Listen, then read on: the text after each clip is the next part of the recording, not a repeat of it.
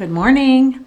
Today is just a really slow morning for me, and I am needing that so badly. My pup actually stayed in bed till like 10 with me, which, well, we're not usually able to do because of work, but the fact that he needed to relax like that too was just so nice. So we went for a walk and came back, and he is snoozing again. So I have some time to get on here and talk a little bit about one of my favorite topics, and also just check in with you and see how you are doing. And what is something you have done for yourself recently that just really felt good that you did just to take care of yourself? One of the things I did recently was I had to set some boundaries for myself and recognize that I had over committed and I was not going to be able to do all the things I committed to. And so I had to make some adjustments so that the things I did need to go to for sure and be a part of, I would be able to show up for as well as I wanted to, as present and connected and tuned in. Because you know what? For me, that doesn't always happen when I overextend myself, because I am like a major introvert, and as my fellow introverts know, doing things socially is sometimes very draining, and that's nothing to do with the people we're with or who we love. It is just that for us being around people, we expend our energy, and extroverts, their energy is fulfilled by being around people. So I think a lot of times people don't always understand that if they're on one side or the other. On this topic today, I want to talk about the difference between self-care and self-love, because this is very important. And I love that we are in this time right now of people talking about self-care and self-love, but I think they're often used interchangeably. And I think that can sometimes not serve us. It can still have us feeling a little bit depleted and not getting what we need, what we intended to get from these ideas and what that really means. So, and this is just like my experience and my opinion, but it has helped me a lot to differentiate. So for me, self-care is caring for myself. It's treating myself. It's getting my nails done, or going to get a massage, or allowing myself to spend an evening exactly how I want to, or with friends, or going out to dinner, or treating, or, something like that. It's also maybe going and doing a little bit of shopping, or, just these things where it's like we feel like we are being treated in a sense. But to me, that is not the same as self-love. So for me, and this was like something I really needed to figure out and be okay with, because a lot of us do not allow ourselves to do this out of guilt, out of not having witnessed it before. And like for me, in my experiences, a lot of the people around me, especially women, let's say, were not saying, this is as much as I can do, or this is what my needs are as well. We're often just kind of like putting others first. And so this is where you can differentiate self-care and self-love, is because you're actually see it as a little child. Like, what do you do to love that child? It's so much easier for us when we're taking care of someone else to say, this child needs to go to bed now, or they really could use more of this or more of that, or they need healthier food, or, that's too much sugar for today, or that's too much caffeine. Not that kids are having caffeine, but you know what I mean. It's so much easier for us to apply love to someone who isn't us.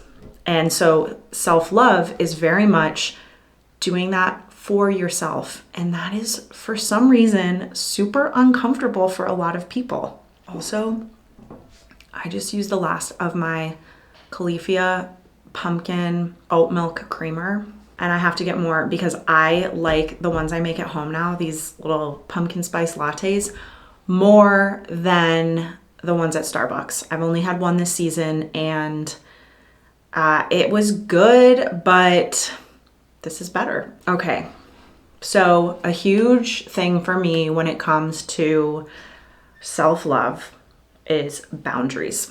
Boundaries are something that also I think a lot of people are talking about. It's a major buzzword right now, but I think what matters with all of this is like really understanding what it means for us as individuals, and also knowing that like what my boundaries look like are not the same as anybody else's, and what mine look like for each situation and person relationship in my life also might not look the same as that other person or as that situation. So, I was mentioning socially, I cannot hang as long as other people.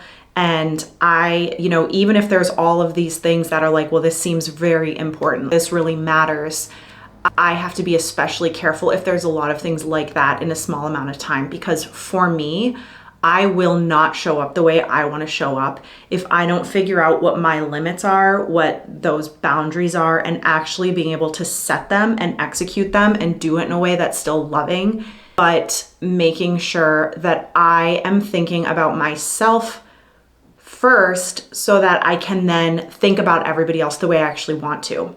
And this is where I think we don't want to be selfish, but we can only show up for others as much as we are showing up for ourselves. And if we are not filling ourselves first, then our efforts for everybody else are really not going to be what we want them to be anyway, especially when we get to the point of like, we have now gotten past where we should have set that boundary. So, this is just what's current for me, but for me, it is that knowing when I need to go home early or maybe not be a part of the whole experience, or, a little bit less of it, or my involvement just looks a little bit different. This also goes into what we're saying yes and no to. Again, if you were thinking about like a child, you would know they're going to love this, or this is absolutely not going to be something they want to do. You're also going to know when maybe this is the right time to push them a little bit. I don't think that we should always stay in our comfort zone, but there is certainly a time and place when you're like, you know what, I do want to try this new thing, but not right now, not today, not in this exact moment. I need to sleep first. I need to shower first. I need to whatever first. It's about differentiating that as well. That yes and no is so important. And something that has been very, very powerful for me is going inward and getting quiet with all the noise around me. I used to be very influenced by people, places, things around me, and I would make decisions for myself based on what other people were doing. And I'd be like, why do I feel worse? I didn't have as much fun as I thought. I feel terrible now. I feel so tired, whatever.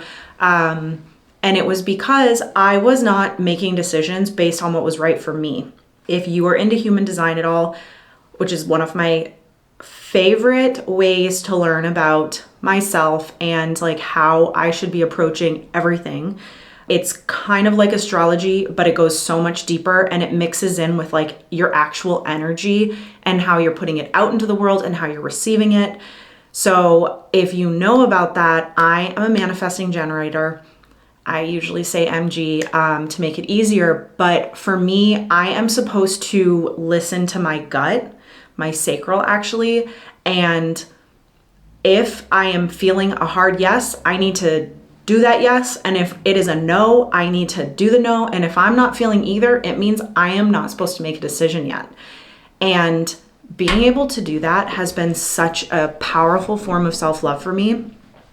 And you do need to know your time of birth for that. That's the only thing. But if you know that, you can just like Google human design, and there are a ton of people who have the free kind of human design calculators where you can figure out what your sign is. That is so powerful and just so informative for why you feel the way you feel sometimes, and just like kind of like a roadmap for yourself. So that's been huge for me. Another thing about self-love for me is really being mindful of what am I feeding my mind and my energy, because if you're watching really scary or just kind of messed up shows all the time, that is going into your subconscious mind. That is affecting you energetically. That is affecting your nervous system. That is affecting all these things. Even if you don't get scared, which is great, if you're only watching things that are really kind of negative overall, you are not going to be able to shake that off fully. And yeah, a little bit of it here and there is totally fine.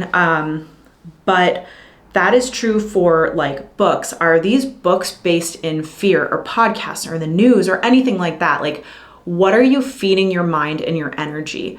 I stopped listening to a lot of news outlets so long ago, actually. And I have a couple that I will go to. And ultimately, I know that the things that I need to know about, I'm going to find out about. And I have found so much more peace with this. And that matters. I am not able to show up for anybody else if I am constantly triggered or reactive or really upset because of these other things going on. And I struggled with feeling like I have this obligation. I have to know so that I can help. But I found myself feeling really bad more than I felt good, and actually not being able to help the way I wanted to. And so when I started recognizing what I was feeding my mind, that made a huge difference for me. Now I actually started a movie a few weeks ago that I used to love, and I was like, this is really messed up. Why was I watching this? And I shut it off. I was kind of disappointed because I was so excited about the nostalgia of it. But ultimately I was like, this is just not the vibe I want to be picking up right now. So I stopped it and I switched it to something that felt better. But that is such a huge form of self-love. Again, if you had a child, you would not sit them down and say, watch this rated R movie, watch this thing that's really scary. They get nightmares. It goes into their aura and their energy. And that is the same for us. But when we become adults, we are the ones responsible. And for some reason, it's so much harder for us to set these boundaries for us than it is when it is someone we love. And again, that's where it comes back. How are we loving ourselves?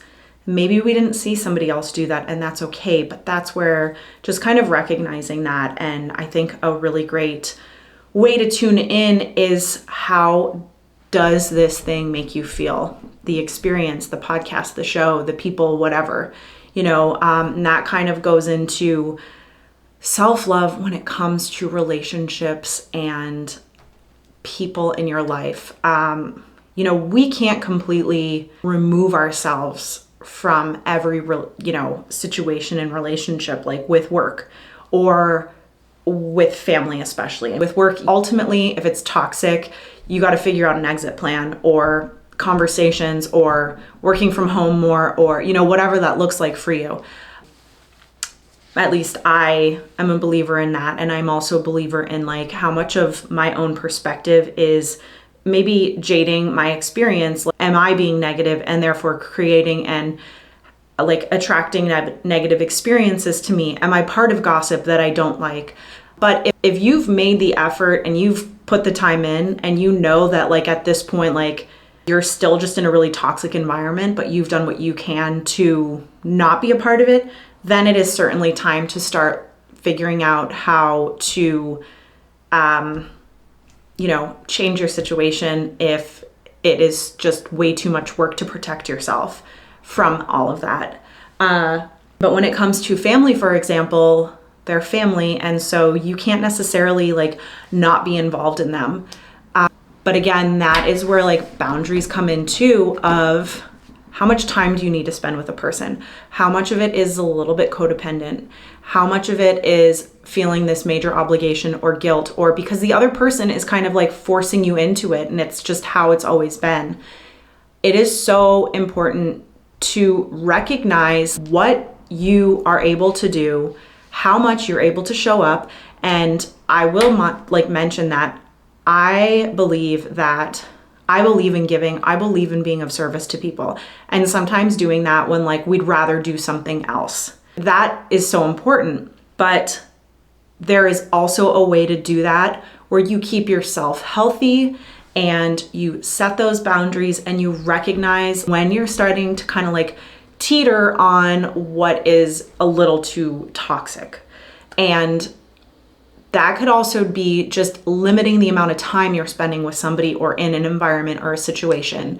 If it's in a group setting, you maybe shifting and having a conversation with a different person and not the person who is really triggering you or making you feel upset. Or this is also where kind of like our becoming more aware of your own, how you're feeling when you're with that person so that you can start to protect yourself and applying that self-love. If it was a child and someone was constantly being mean to them, the advice that you'd be giving to them is probably not what you're thinking about for yourself.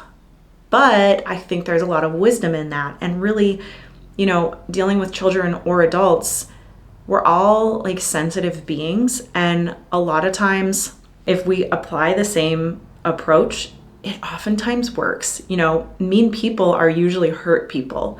They feel left out. They take things really personally. Things like that. And it's not your responsibility to fix that for them, but understanding why someone might be approaching you the way they are, and therefore you being able to remember, this isn't personal to me, and like really allowing this stuff to bounce off of you. Easier said than done, but something that's just good to start thinking about. So yeah, for me, self-love has been such a huge part of me being able to heal and grow because, thinking about some of the struggles I've had, this is, again, there weren't many boundaries in my life when it came to this stuff. Everything felt like it all just meshed and we were all responsible for each other kind of thing. And that, if you felt bad, it was somebody else's fault. And like, if they would just go and fix themselves, then you could feel better. And like, ultimately, that's just not how it works. And we are only responsible for ourselves and our behavior and how we show up. And that is included even within our families, where it is the absolute hardest to do, to change, to make any shifts like that. But I will say that when I started doing this work for myself, it was pretty unbelievable that my family started to make their own shifts in ways like none of us had ever done before. And it just was such a powerful example to me of how much we really are intertwined, and how much actually, like, when you improve your behavior, how much people also around you are influenced by that in such a positive way. And it's not because I told them anything or said anything. It was actually, it's always when I don't say anything and when people just witness it and start to feel the shift in energy. It makes them want to level up with you. And so these boundaries are so important because ultimately we can only affect ourselves. And so for us to be able to have healthier relationships with anybody else, it is always going inward. It is always recognizing what we need and how we are showing up, and not letting it be conditional based on anybody else. And, if it's also recognizing maybe there's people who, you need to just completely remove yourself from, even if it's just temporary, but allowing yourself to do that so that you can figure out like what is working and what isn't. And doing this can feel really vulnerable and sensitive. And so you might need more time away from a situation to kind of assess, and allowing yourself to do that is so important. So this is just such a huge topic. It is so important for each of us. I think awareness is the key, as it is with everything, and recognizing where our thoughts go around these things. And, sometimes we might not notice it until like we've already committed to something or made the change or something like that. And that's okay.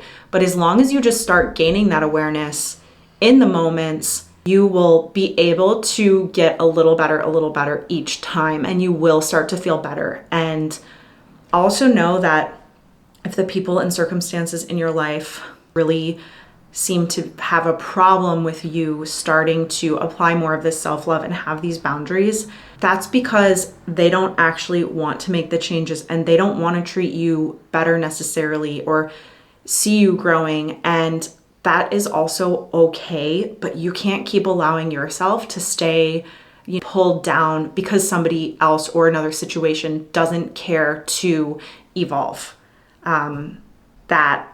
That really is hard, but it is so liberating. It's so empowering. And I promise that even if some of these environments and things around you, people, whatever it is, have, a problem with it at first, maybe a little bit of a reaction, most of the time it will shift or adjust. And if it doesn't, that's okay. You can't allow yourself to stay small for somebody else. So those are my thoughts, and I would love to hear some of the ways that you are applying self-love and self-care today, and things that maybe you're working on that you're having a hard time with and you are not comfortable writing it publicly. Just send me a message on Instagram. The link is below, and I just really look forward to hearing from you. And I feel really grateful to have this space that we get to share and just connect in this way, because this is really cool. I will talk to you next time.